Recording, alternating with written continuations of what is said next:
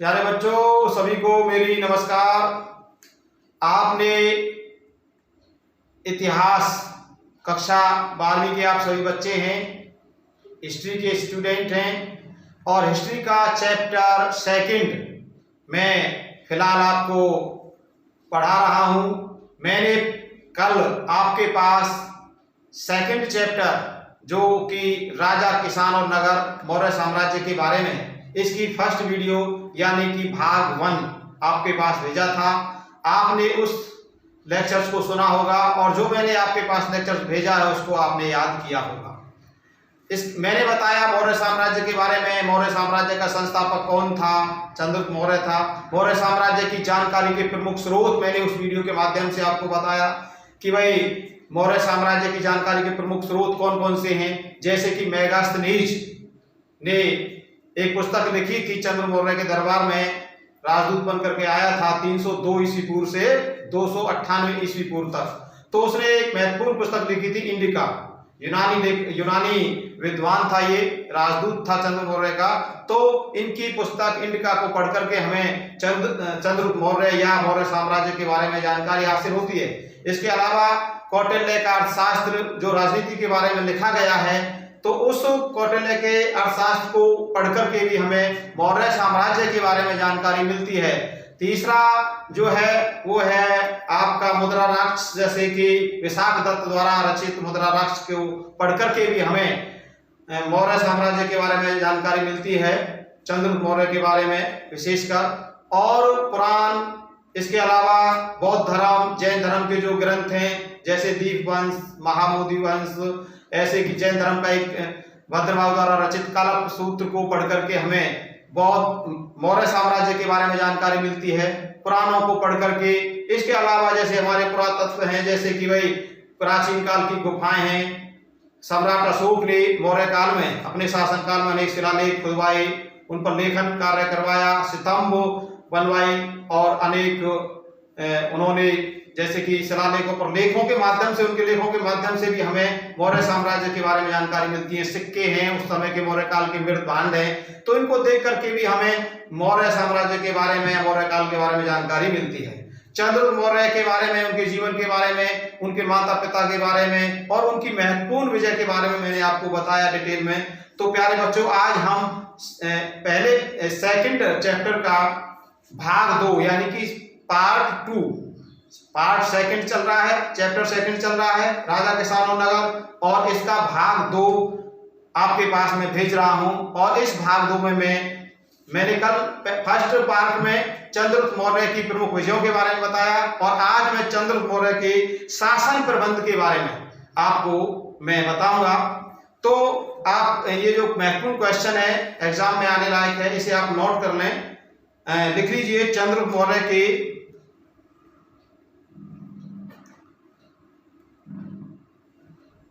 सैनिक और असैनिक प्रबंध का वर्णन कीजिए। चंद्रगुप्त मौर्य के, या इस तरह से भी आ सकता है, चंद्रगुप्त मौर्य के शासन प्रबंध का वर्णन कीजिए। चंद्रगुप्त मौर्य का कैसा शासन था, उसका सैनिक असैनिक शासन कैसा था।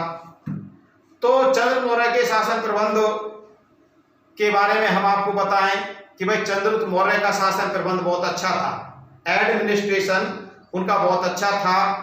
चंद्रगुप्त मौर्य देखिए स्वयं सम्राट था, राजा था और वो सर्वोच्च था। वह राजा उस समय सर्वोच्च होता था, उसके मुख से निकला और सब कानून होता था। तो चंद्रगुप्त मौर्य का जो शासन था वो मेन 2 भागों में बटा हुआ था। एक तो केंद्रीय शासन, सेंट्रल एडमिनिस्ट्रेशन, और दूसरा प्रांतीय शासन, प्रोविंशियल एडमिनिस्ट्रेशन। तो पहले बात करेंगे हम सेंट्रल एडमिनिस्ट्रेशन की, केंद्रीय शासन के बारे में, केंद्रीय प्रशासन के बारे में। चंद्रगुप्त मौर्य का जो केंद्रीय प्रशासन है उसमें भी ये जो पहला है, फर्स्ट पॉइंट लिख लीजिए, केंद्रीय प्रशासन, और इसमें भी एक सब पॉइंट आएगा, रोमन पत्ती में लिख लीजिए आप, सम्राट। तो केंद्रीय प्रशासन का वर्णन करते समय हम लिखेंगे कि केंद्र में सबसे शक्तिशाली कौन होता है? सम्राट। भाई जैसे कि आजकल की सरकार भी, हमारी जो वर्तमान में जो सरकार है, केंद्र की सरकार और प्रांत की सरकार, तो केंद्र में सबसे शक्तिशाली वही प्रधानमंत्री होता है, उनके पास असीम शक्तियां हैं, मंत्रियों की नियुक्ति करते हैं प्रधानमंत्री महोदय जी। और जो प्रांत है, जो राज्य है, जो स्टेट है, उसमें शक्तिशाली कौन होता है, उसमें उसका मुखिया कौन होता है, भाई आजकल के मुखिया को हम मुख्यमंत्री कहते हैं।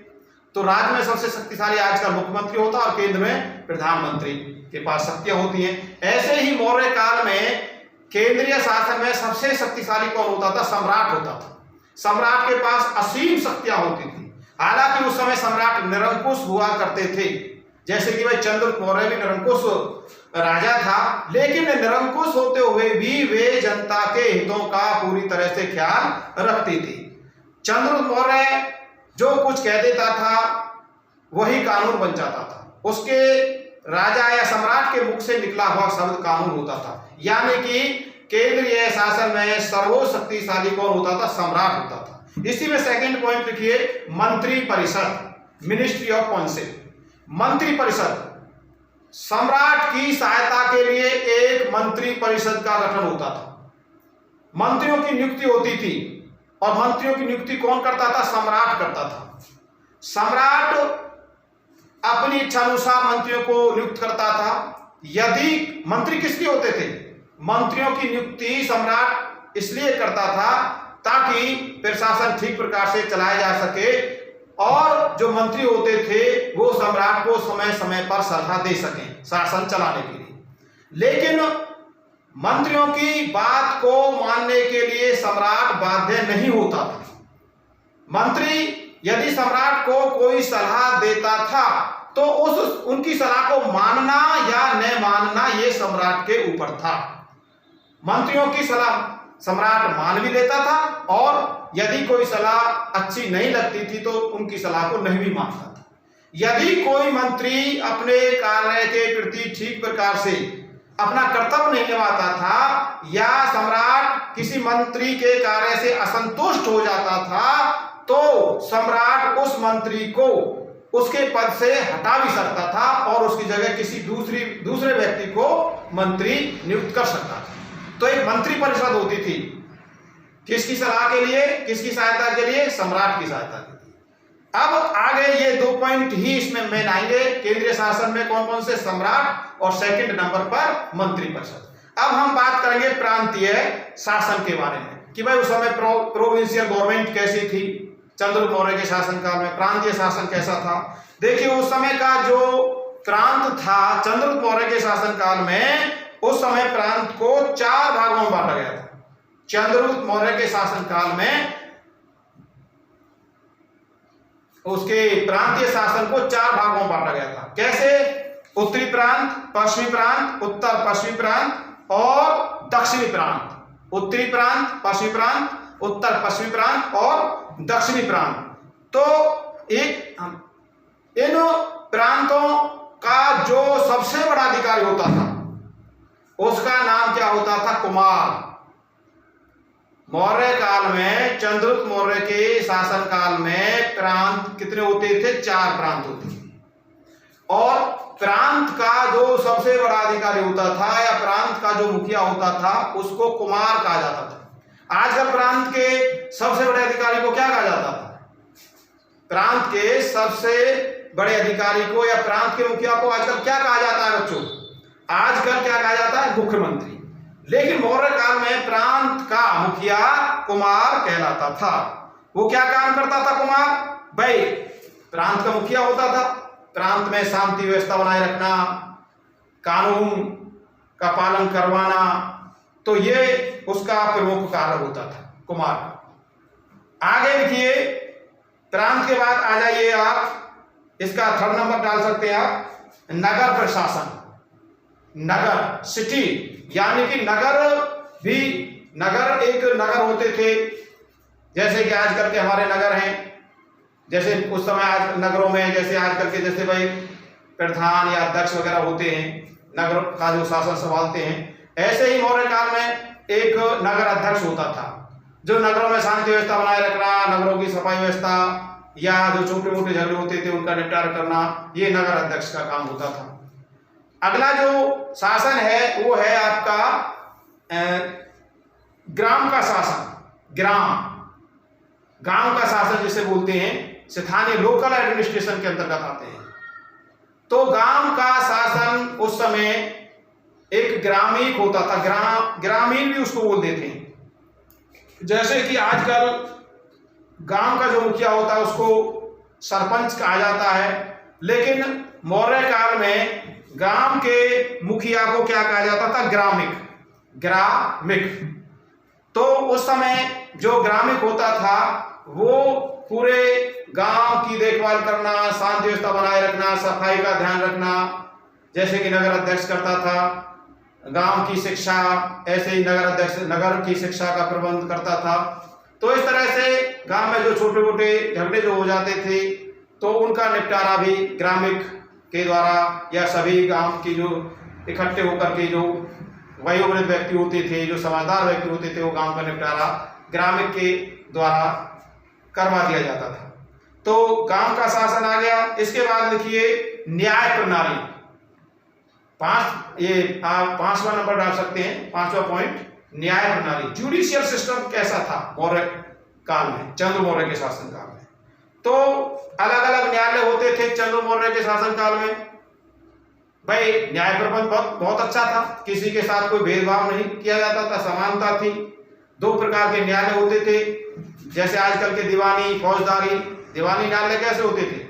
भाई दीवानी न्यायालय होते थे जैसे कि कोई जमीन पर कोई अधिकार कर ले तो उस जमीन को छुड़वाना, ये दीवानी न्यायालय का काम होता था। किसी जमीन पर कोई कब्जा कर ले तो वहां के झगड़े, जमीन जायदाद के झगड़े कहाँ जाते थे? दीवानी न्यायालय में।